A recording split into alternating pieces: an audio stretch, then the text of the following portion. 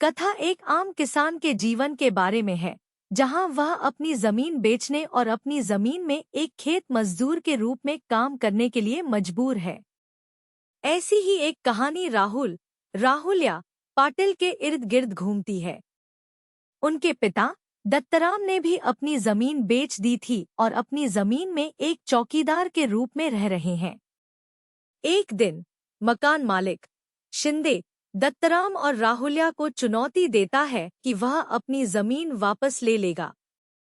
जल्द ही उनका परिवार पुणे में स्थानांतरित हो जाता है, जहां दोनों पिता पुत्र जोड़ी एक वनस्पति बाजार में पोर्टर्स के रूप में काम करते हैं।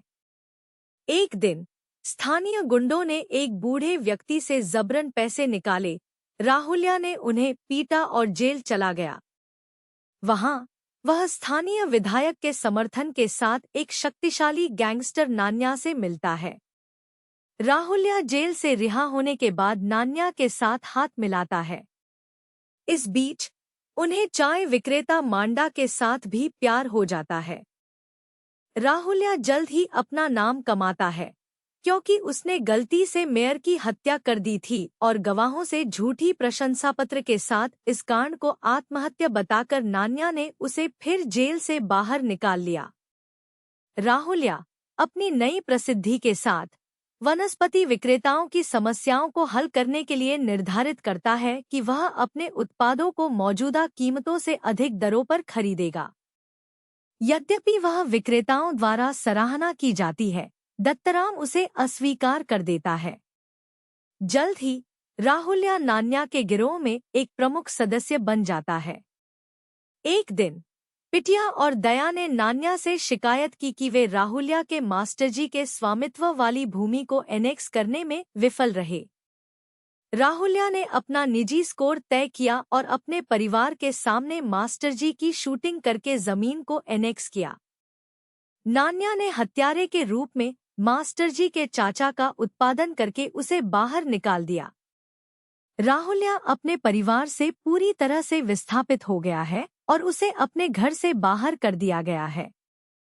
हालांकि मंदा राहुल से आशंकित है, वह मानती है कि वह निर्दोष है। एक दिन नान्या ने राहुल्या को अपने जन्मदिन की पार्टी में आमंत्रित किया। एक मोड़ में राहुल्या उस रात उसकी हत्या करता है, यह मानते हुए कि उसने अपनी मां और बहन से बदतमीजी की है। राजवीर सिंह हत्या का गवाह बनते हैं और एक शारीरिक विवाद के बाद राहुल्या को सलाखों के पीछे डालते हैं। कई महीनों के बाद वह जमानत पर रिहा होकर आता है। राहुल्या अब शहर का गैंगस्टर है और हर कोई उससे डरता है। एक रात एक पूर्व किशोर सिद्धार्थ उर्फ सिद्धू मदद के लिए राहुल्या से मिलने आता है और राहुल्या उसे अपने भाई के रूप में अपनाता है।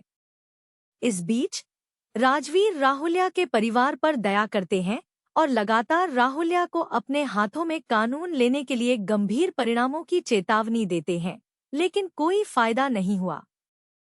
राजवीर अब गैंगस्टरों को उनके हाल पर छोड़ने का फैसला करते हैं, यह जानते हुए कि एक दूसरे के गिरोह को मारने के लिए केवल एक को पीछे छोड़ दिया जाएगा। वह आगे एक दूसरे के ज्ञान के बिना गिरोह के सदस्यों को मारकर अंतरगैंग प्रतिद्वंद्विता को तेज करता है। राहुल्या हालांकि एक अमीर आदमी अकेला महसूस करता है। जैसे ही वह बाजार की जगह पर जाता है, दत्तराम उससे घृणा करता है। मंदा के पिता सत्या भी राहुल्या पर चिल्लाते हैं और कहते कि वह अपनी बेटी से कभी उसकी शादी नहीं करेंगे। नाराज राहुल्या उसे मारता है। मंदा तब राहुल्या को मारती है और उसके साथ ब्रेकअप कर लेती है। राहुल्या और भी अधिक खूंखार गैंगस्टर बन जाता है। वह विलोपन शुरू करता है, कई लोगों की भूमि को हथियाता है और दत्तराम की भूमि पर अपनी आंखें मोड़ता है और शिंदे को मारकर अपना प्रतिशोध लेता है।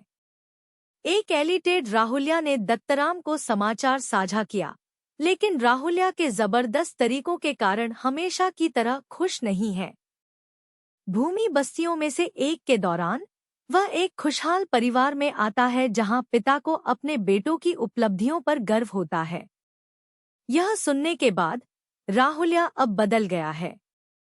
जैसे ही वह बाजार में लौटता है, वह दत्तराम से मिलता है और उसे उसके साथ आने के लिए कहता है और वह राजनीति में शामिल हो जाएगा।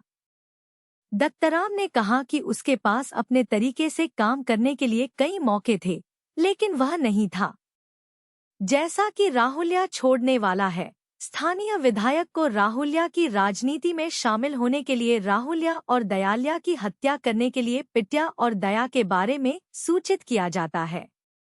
विनायक चतुर्थी के दिन राजवीर ने विधायक का सामना किया और जोड़ी ने पुणे रोड्स पर राहुल्या का पीछा करते हुए उसकी हत्या कर दी।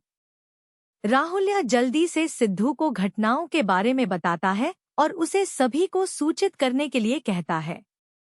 सिद्धू और राहुल्या बाजार में पहुंचते हैं। इस बीच दत्तराम भी राजवीर को घटनाओं के बारे में बताता है और सूचित करता है और बाजार स्थान पर आता है।